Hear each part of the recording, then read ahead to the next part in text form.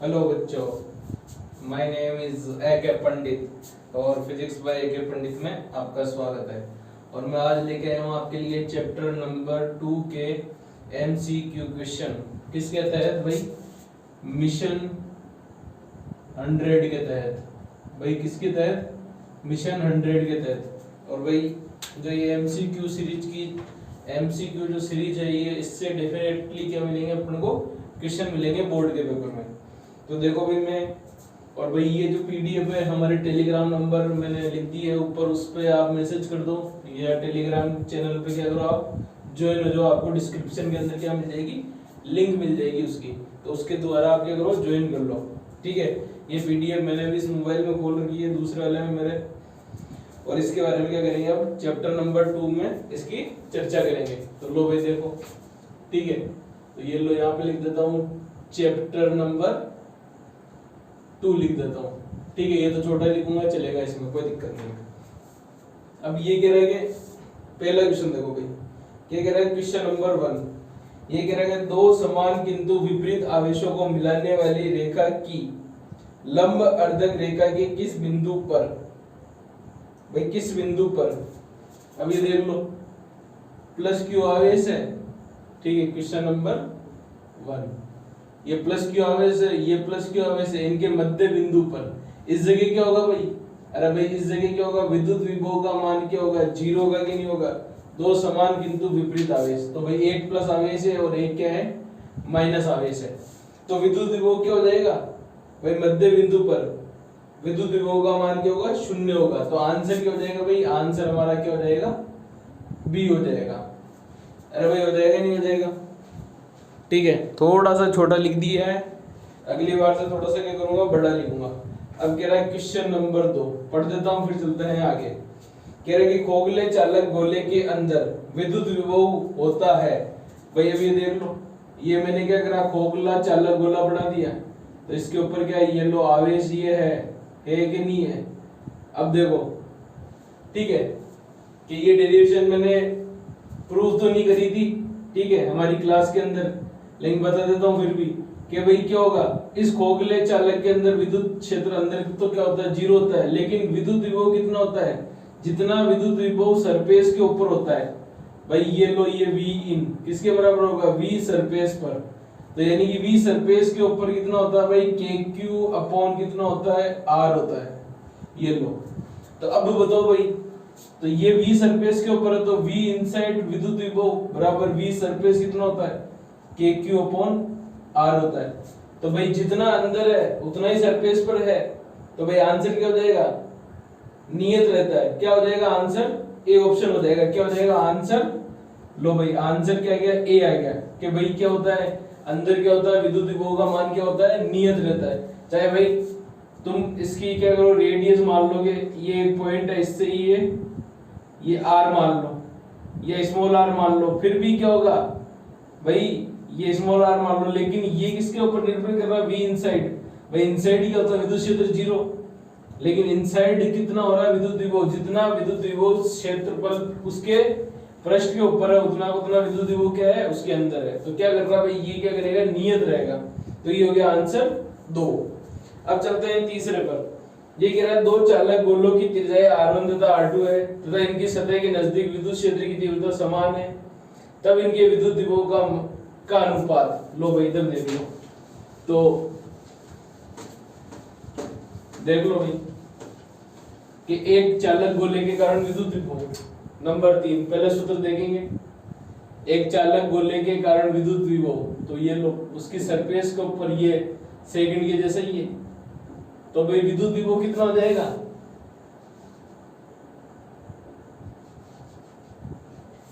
अच्छा विद्युत विभव नहीं कह रहा था, विद्युत विभव का अनुपात, इनके विद्युत विभव का अनुपात। ठीक है, दो चालक गोलों की त्रिज्या R1 तथा R2 है।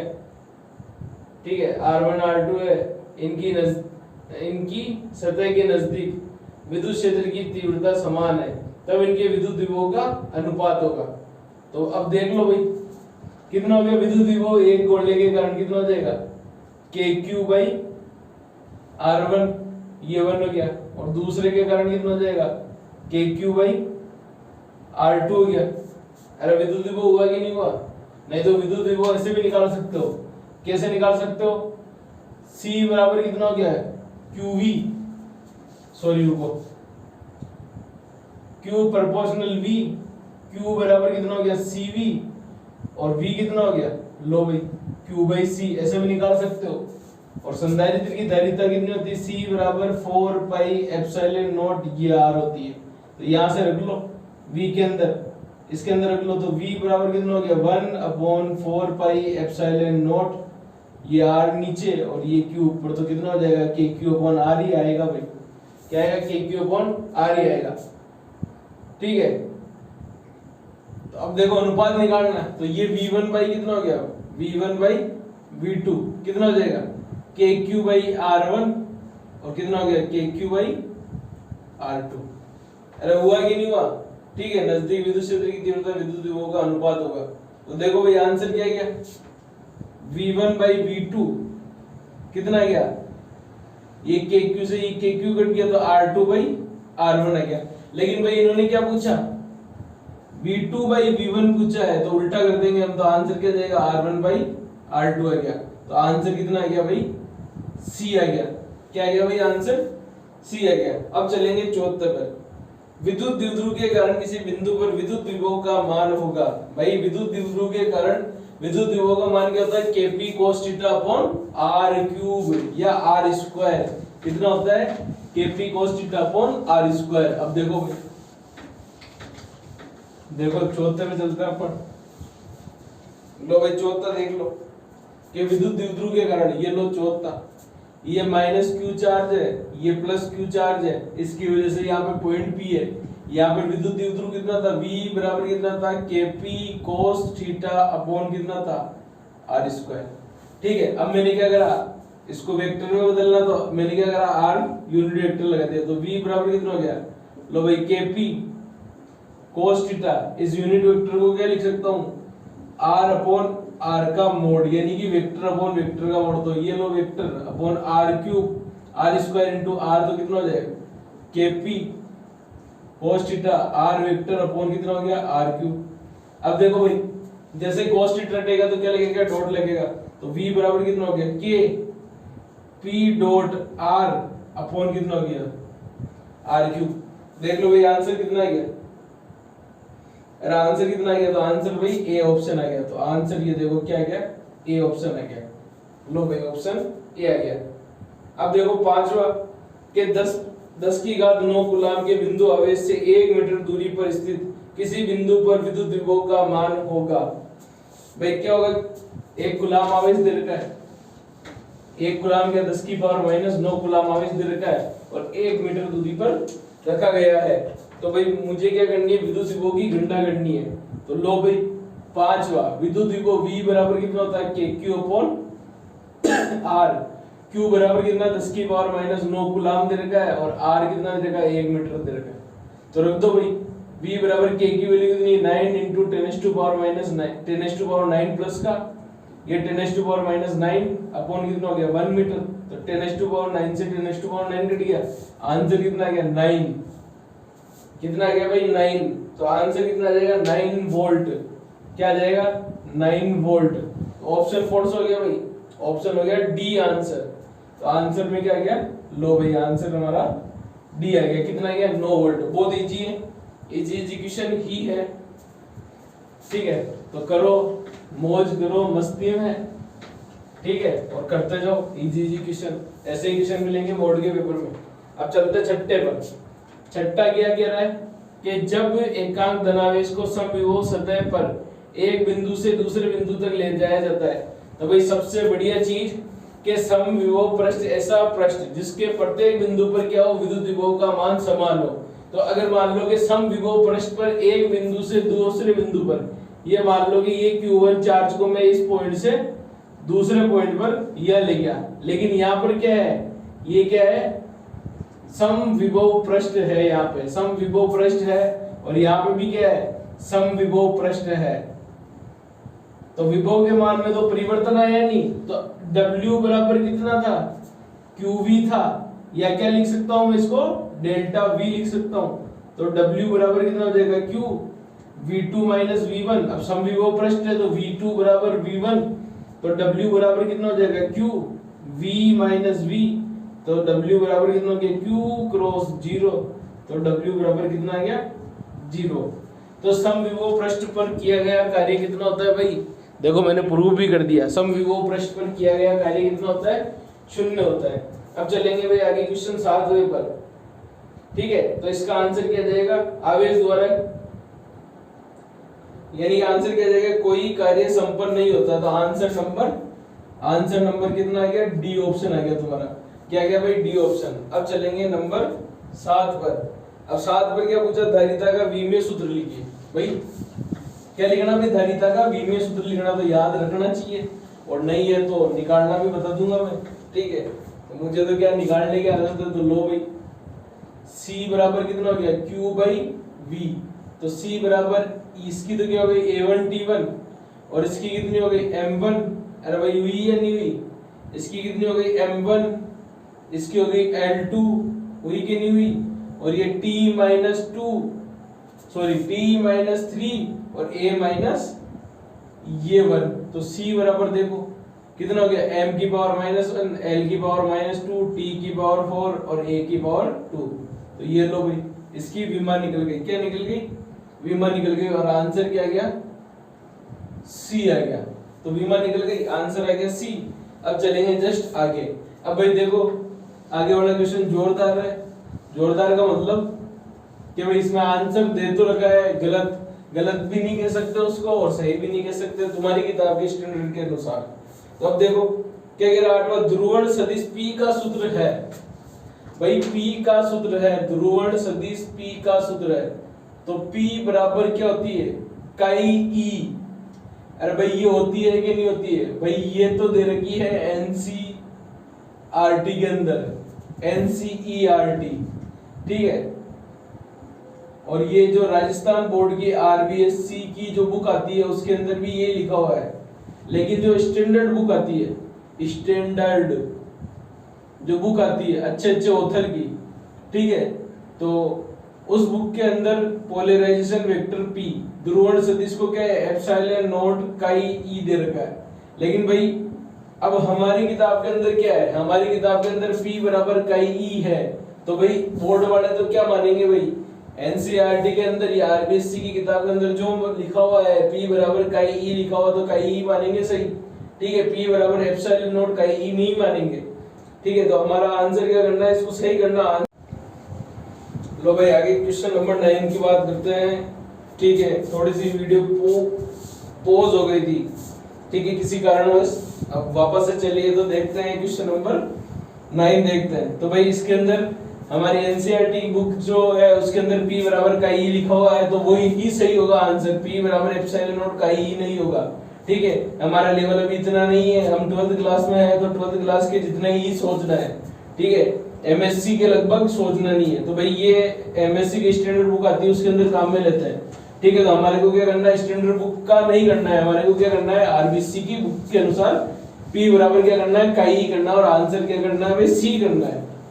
क्या करना है भाई, C करना है। अब देखो संधारित्र पर कुल आवेश होता है, अरे भाई संधारित्र पर कुल आवेश होता है, तो बता सकते हो कि संधारित्र पर कुल आवेश कितना होता है, ठीक है। तो मान लो कोई खाली चीज पड़ी है तो उस पे संधारित्र है मान लो, ठीक है, उसमें मैंने क्या करा, आवेश दिए नहीं अभी तक, तो संधारित्र पर आवेश कितना होता है, 0 होता है। कितना होता है आवेश, कितना होता है संधारित्र पर, तो क्वेश्चन नंबर 9 क्या कह रहा है, संधारित्र पर आवेश कितना होता है, तो Q बराबर कितना होता है, 0 होता है, तो आंसर कितना हो जाएगा, C हो जाएगा। लो भाई आंसर C। अब बात करते हैं 10वीं की। संयोजन की तुल्य धारिता होगी। लो भाई देखो संयोजन देखो जोरदार है, ये लो एक संधारित्र ये लगा हुआ, दूसरा ये लगा हुआ है, तीसरा ये लगा हुआ है, ठीक है, और ये यहाँ पे क्या लगा हुआ है, एक पॉइंट B लगा हुआ है, ये लो इसको मैंने B के दिया, इसको मैंने A के दिया, इसको C के दिया, इसको भी C, इसको भी C। अब इसने क्या पूछा है, दोनों के बीच A बिंदु और B बिंदु के बीच क्या पूछिए, तुल्य धारिता पूछिए।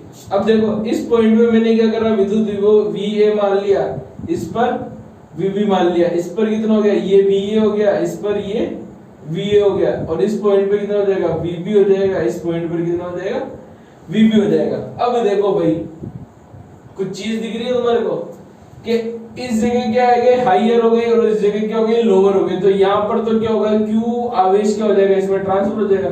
यहाँ पर भी ये V है हाइयर और ये लोअर, ये हाइयर और ये लोअर, तो यहाँ पर भी क्या होगा, Q चार्ज क्या होगा, ट्रांसफर हो जाएगा।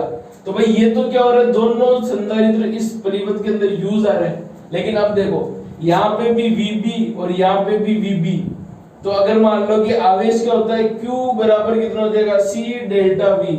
तो Q बराबर C VB माइनस VB। लो भाई तो Q बराबर कितना हो जाएगा, C क्रॉस 0। तो Q बराबर कितना हो गया, 0 हो गया। अब 0 हो गया तो इस जगह भाई, इस जगह क्या हो रहा है, कोई भी आवेश Q ट्रांसफर नहीं हो रहा है। हो रहा है क्या, नहीं हो रहा है। अब नहीं हो रहा तो क्या हो गया, नया परिपथ चित्र देखो, ये देखो नया परिपथ चित्र देखो। वो तो क्या करेंगे, नहीं ट्रांसफर हो रहा तो हटा देंगे उसको। अब देखो ये A पॉइंट हो गया, ये B पॉइंट हो गया, C और ये C हो गया। अब बताओ समांतर क्रम के अंदर C बराबर कितना होता है, C1 प्लस C2 होता है। तो C बराबर कितना हो गया, C प्लस C। तो आंसर कितना आ गया, 2C।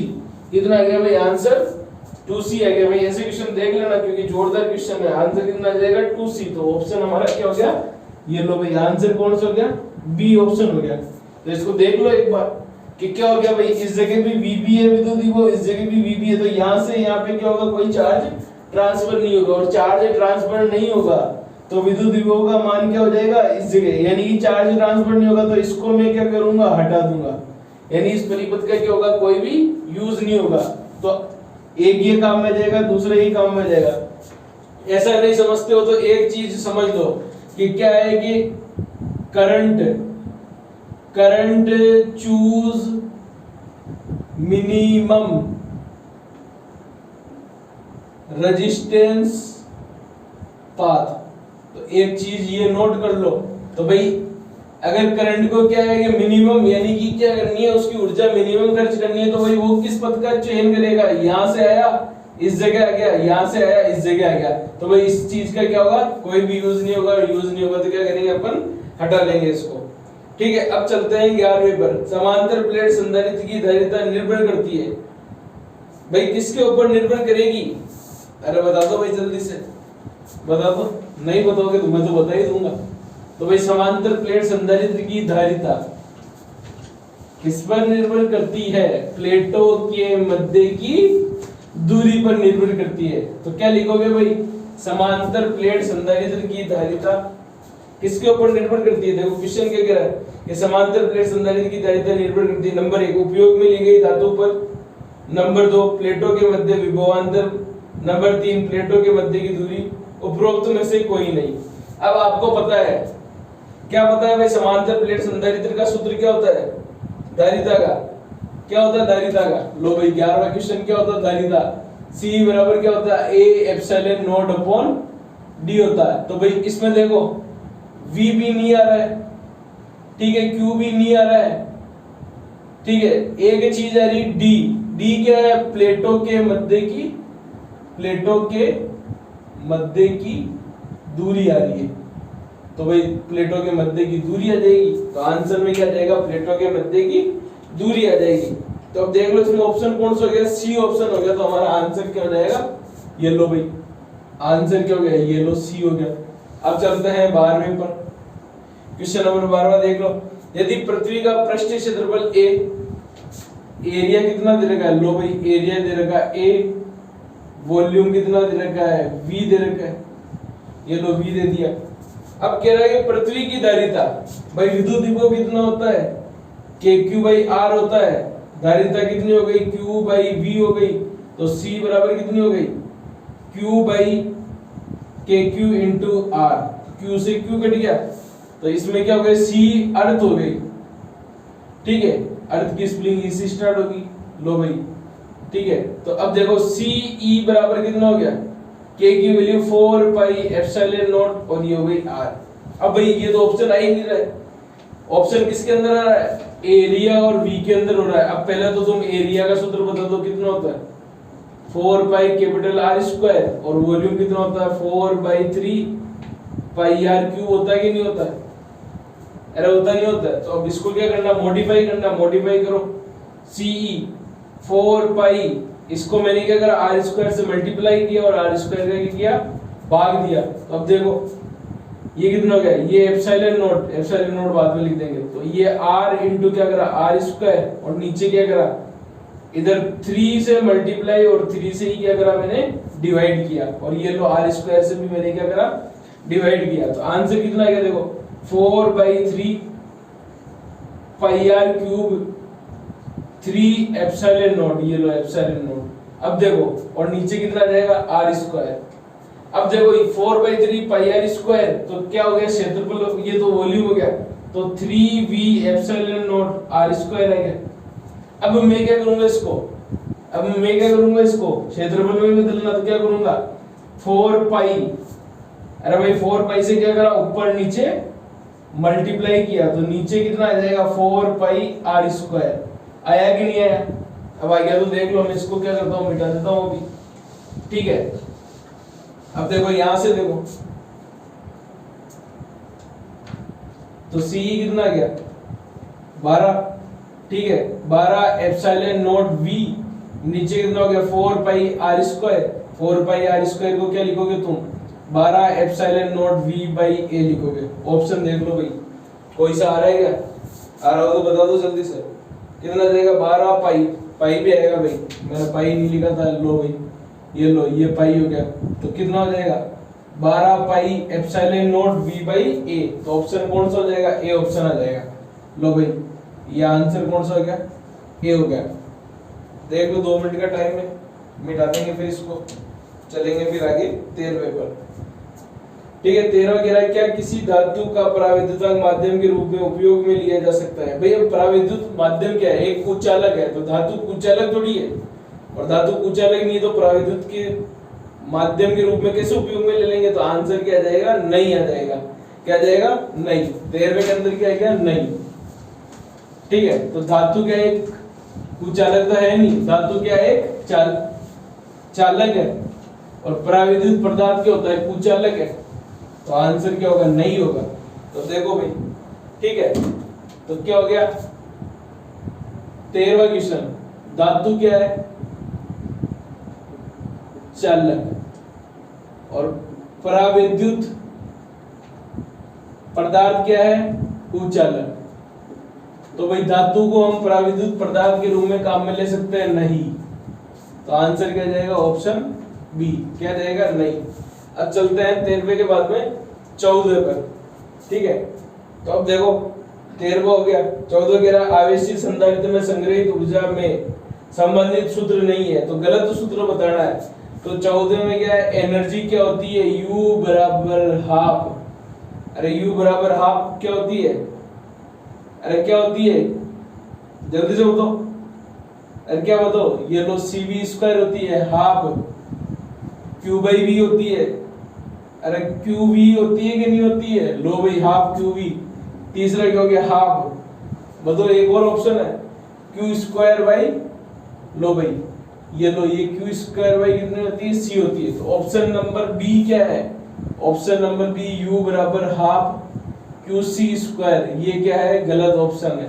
क्या है भाई, गलत ऑप्शन है। तो देख लो भाई गलत है। तो अब देखो 15वां क्या कह रहा है कि एक समांतर प्लेट संधारित्र को सर्वप्रथम आवेशित किया जाता है, फिर इसकी प्लेटों के मध्य पराविद्युत माध्यम भर दिया जाता है। अपरिवर्तित होने वाली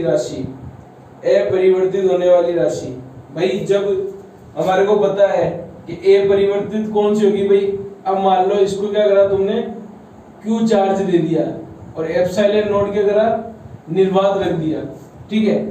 तो विद्युत विभव कितना हो जाएगा भाई, विद्युत विभव कितना हो जाएगा, लो भाई V इसका विद्युत विभव हो गया, इसकी धारिता कितनी हो गई, C हो गई, ठीक है।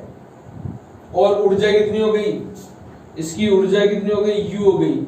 तो भाई C बराबर कितना होता है भाई, इसकी देख लो समांतर प्लेट संधारित्र की A epsilon naught upon D। अब देखो भाई जैसे मैंने क्या करा, ये माध्यम चेंज करा, तो ये एप्सिलॉन R माध्यम हो गया, तो ये कितना हो जाएगा, A epsilon R epsilon naught upon D। तो भाई C तो चेंज हो गई, क्या हो गई, C तो चेंज हो गई। अब अगर C चेंज हो गई तो V भी चेंज हो जाएगी, C चेंज हो गई, V चेंज हो गई, और यूबी क्या हो जाएगी हाफ CV स्क्वायर। तो यूबी क्या हो गई चेंज हो गई, लेकिन क्यू क्या होगा नॉट चेंज। क्या होगा नॉट चेंज। क्या हो जाएगा क्यू का मान क्या हो जाएगा नॉट चेंज। तो आवेश एक ऐसी चीज है जिसका मान क्या होगा चेंज नहीं होगा। तो हमारा आंसर क्या हो जाएगा, लो भाई आंसर कितना हो जाएगा, लो आंसर कितना हो गया ए का मतलब आवेश, आवेश चेंज नहीं होगा। अब चलते हैं भाई 16वां क्वेश्चन है। 16वें क्वेश्चन के अंदर क्या है रिक्त स्थान है। तो रिक्त स्थानों की क्या करनी है तुम्हारे को पूर्ति करनी है, भरनी है। ठीक है, तो देखो भाई रिक्त स्थान देख लो,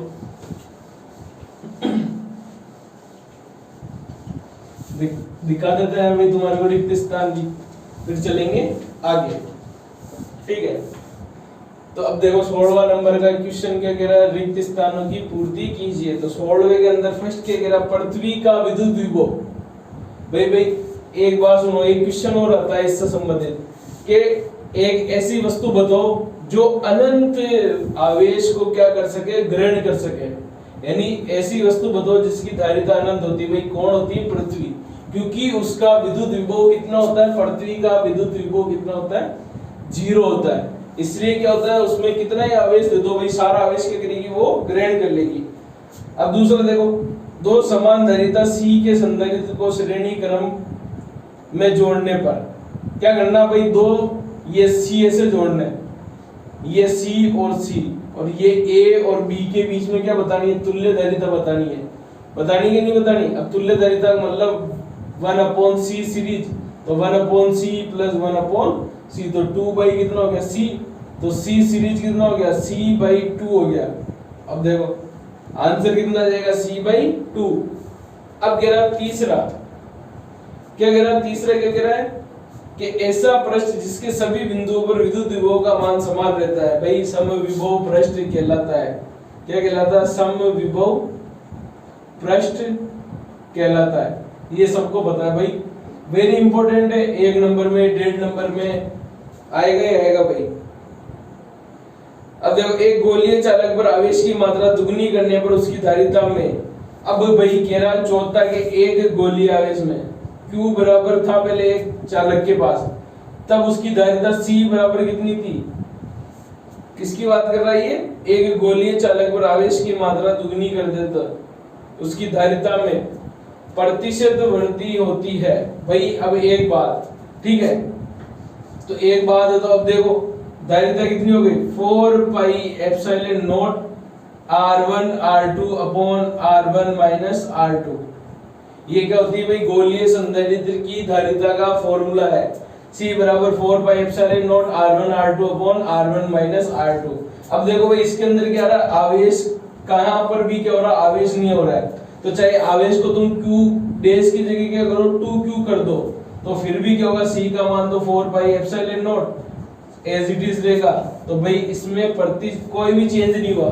क्या हुआ भाई, कोई भी चेंज नहीं हुआ। तो प्रतिशत कितना हो जाएगा इसका, तो आंसर कितना हो जाएगा इसका 0 आ जाएगा। क्या आ जाएगा भाई, 0 आ जाएगा। भाई ध्यान रखना है, दिमाग घुमाने के लिए क्या करते हैं, सॉल्यूशन देते हैं। अब देखो भाई चलो इसी के 5 पर चलते हैं। छठे का क्या करते हैं, 5वां क्वेश्चन करते हैं, और फिर 1-2 क्वेश्चन और है वो करके क्या करेंगे, अपनी क्लास समाप्त कर लेंगे। ठीक है, अब देखो इसका 16वें का 5वां, ध्रुवण सदिश P का, भाई P क्या होता है, ये E क्या होती है, इकाई E होती है, लेकिन भाई P क्या होती है भाई, सिग्मा प्रेरित के बराबर भी क्या होती है, बराबर होती है। क्या होती है, सिग्मा प्रेरित के बराबर होता है पोलराइजेशन वेक्टर। तो अब देखो यहां से, तो भाई अब मुझे क्या करनी पड़ेगी, यहां से अगर मैं क्या करता हूं इसकी यूनिट निकालता हूं, तो मुझे क्या करनी पड़ेगी, विद्युत क्षेत्र के साथ इकाई की विमा भी निकालनी पड़ेगी। लेकिन अभी ये पॉसिबल नहीं। लेकिन अपन को क्या पता है कि P बराबर क्या है, P बराबर क्या, सिग्मा P। अब सिग्मा का मतलब क्या हो गया, ये तो पृष्ठ आवेश घनत्व हो गया। पृष्ठ आवेश घनत्व का मतलब ये लो सिग्मा P बराबर Q बाई कितना होता है A। तो इसका मतलब कूलाम अपॉन क्या हो जाएगा, मीटर स्क्वायर। तो P का मात्रक कितना हो जाएगा, P का मात्रक कितना हो जाएगा, कूलाम अपॉन मीटर स्क्वायर आ जाएगा। देखो भाई छठा, अब छठा क्या कह रहा है, चालक का आकार बिना बदले धारिता बढ़ाने की युक्ति कहलाती है, संधारित्र कहलाती है। क्या कहलाती है, संधारित्र, संधारित्र एक ऐसी युक्ति है, ठीक है। तो संधारित्र एक ऐसी युक्ति है जिसका आकार आयतन परिवर्तन किए बगैर उसकी धारिता का मान क्या कर सकते हैं, वृद्धि कर सकते हैं, उसको क्या कहते हैं, संधारित्र कहते हैं। अब देखो इसका छठे के बाद में क्या आ रहा है, सातवां है, क्या कह रहा है, समांतर प्लेट संधारित्र की धारिता का मान निर्वात में C0 है। प्लेटों के मध्य के परावैद्युतांक वाला पदार्थ पूर्णतः बढ़ने पर धारिता का नया मान होता है। भाई C नोट क्या होता है, A epsilon naught upon D होता है, और जैसे मैंने क्या करा, माध्यम कर दिया, तो क्या हो जाएगा, A epsilon note epsilon R upon D हो जाएगा। भाई इस एप्सिलॉन R को तुम K भी लिख सकते हो, अरे K भी लिख सकते हो, तो CM बराबर कितना हो जाएगा, K C नोट हो जाएगा। ये लो भाई, ये सारे क्या हो गए, मिशन 100 के क्या हो गए, शेखावटी मिशन 100 के MCQ खत्म हो गए। अभी लघुरात्मक क्वेश्चन वगैरह है वो तो तुम खुद भी कर सकते हो, क्योंकि MCQ ही इंपॉर्टेंट है ज्यादा, बाकी लघुरात्मक क्वेश्चन तो तुम खुद भी सोल्व कर सकते हो, ठीक है। तो भाई आज की क्लास हम ये समाप्त करते हैं, ठीक है। बने रहिए फिजिक्स बाय AK पंडित के साथ। और अब हम क्या करेंगे, थोड़े दिन बाद में अभी लैब असिस्टेंट का एग्जाम फॉर्म निकला है, तो उसके लिए भी हम क्या करेंगे, YouTube पे हमारी क्लासें डालेंगे लैब असिस्टेंट के लिए। तो राधे राधे, वंदे मातरम, जय श्री राम, थैंक यू।